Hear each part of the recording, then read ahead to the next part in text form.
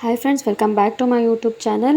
ನಾನು ಹಳೆಯ ವಿಡಿಯೋದಲ್ಲೇ ಹೇಳಿದ ಹಾಗೆ ನನ್ನ ಸ್ಟಡಿ ಸ್ಟ್ರಾಟಜಿಗಳನ್ನ ಯಾವ ರೀತಿ ನಾನು ವಿಂಗಡಿಸ್ಕೊಂಡಿದ್ದೀನಿ ಅಂತ ನಿಮ್ಮ ಜೊತೆಗೆ ಶೇರ್ ಮಾಡ್ತೀನಿ ಅಂತ ಹೇಳಿದ್ದೆ.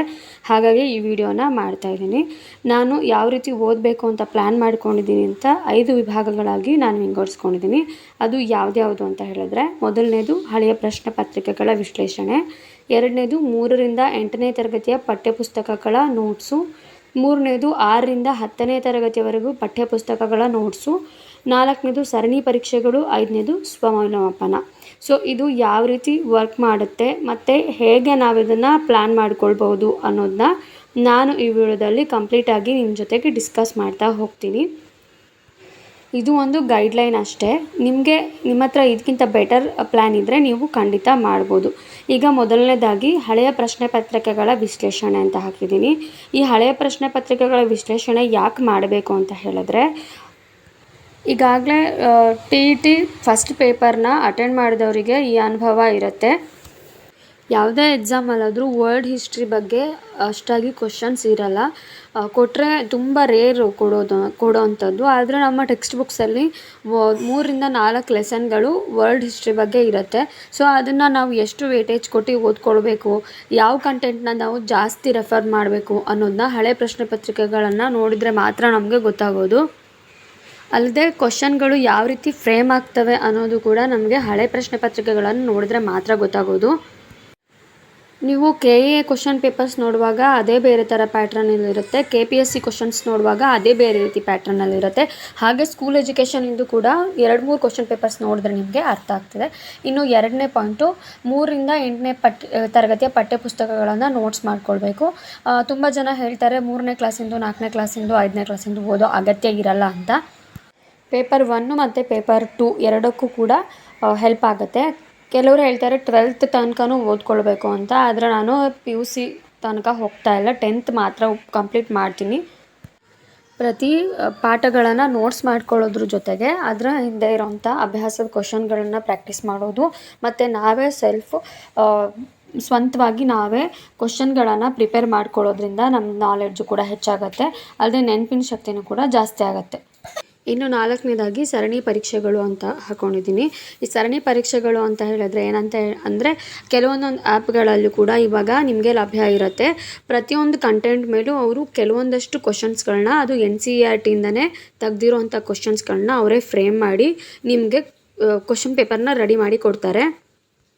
ಸೊ ಪ್ರತಿ ಕಂಟೆಂಟಿಗೂ ನಿಮಗೆ ಬೇಕಾಗಿರೋಂಥ ಕ್ವಶನ್ಸ್ಗಳನ್ನ ನೀವು ಅಲ್ಲಿಂದ ತೊಗೊಳ್ಬೋದು. ನಾನು ಸದ್ಯಕ್ಕೆ ಯೂಸ್ ಮಾಡ್ತಾ ಇರೋಂಥ ಆ್ಯಪ್ ಅಂದರೆ ಟೆಕ್ಸ್ಟ್ ಬುಕ್ಕು. ಇದರೊಳಗೆ ನಿಮಗೆ ಯಾವ ರೀತಿ, ಅದು ಇಂಗ್ಲೀಷ್ ಅಥವಾ ಹಿಂದಿಯಲ್ಲಿರುತ್ತೆ, ನಿಮಗೆ ಯಾವ ರೀತಿ ಕನ್ನಡದಲ್ಲಿ ಟ್ರಾನ್ಸ್ಲೇಟ್ ಮಾಡ್ಬೋದು ಅಂತಲೂ ನಾನು ನಿಮಗೆ ವಿಡಿಯೋ ಮಾಡಿ ತೋರಿಸ್ತೀನಿ. ಬೇಕಾದರೆ ದಯವಿಟ್ಟು ಕಮೆಂಟಲ್ಲಿ ಹೇಳಿ. ಪ್ರತಿಯೊಂದು ಕ್ವಶನ್ಸು ಇಂಗ್ಲೀಷ್ ಅಥವಾ ಹಿಂದಿಯಲ್ಲಿರುತ್ತೆ. ಅದು ಪೂರ್ತಿ NCERT ಕ್ವಶನ್ಸ್, NCERT ಬುಕ್ಸಿಂದ ತೆಗ್ದಿರೋಂಥ ಕ್ವಶನ್ಸೇ ಆಗಿರುತ್ತೆ.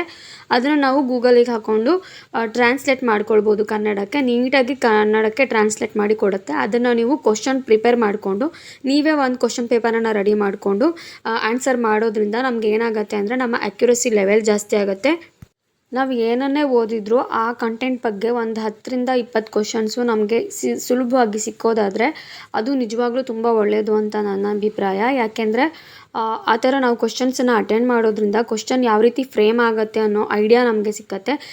ಹಾಗಾಗೋದ್ರಿಂದ ನಾವು ನೆಕ್ಸ್ಟ್ ಬೇರೆ ಏನಾದರೂ ಹೊಸ ಕಂಟೆಂಟನ್ನು ಕೂಡ ಯಾವ ರೀತಿ ಓದ್ಬೋದು, ಯಾವ ರೀತಿ ಕ್ವಶನ್ ರೆಡಿ ಮಾಡ್ಬೋದು, ಯಾವ ರೀತಿ ಕ್ವಶನ್ ಎಲ್ಲ ಕೇಳ್ಬೋದು ಅನ್ನೋದು ನಮಗೆ ಕರೆಕ್ಟಾಗಿ ಕಂಪ್ಲೀಟ್ ಐಡಿಯಾ ಬರುತ್ತೆ. ಹಾಗಾಗಿ ನಾನು ಹೇಳ್ತಾ ಇರೋದು, ಸರಣಿ ಪರೀಕ್ಷೆಗಳನ್ನು ಡೆಫಿನೆಟಾಗಿ ಅಟೆಂಡ್ ಮಾಡಲೇಬೇಕು. ಇದರಿಂದ ನಿಮ್ಮ ಮಾರ್ಕ್ಸ್ ಕೂಡ ಇನ್ಕ್ರೀಸ್ ಆಗುತ್ತೆ.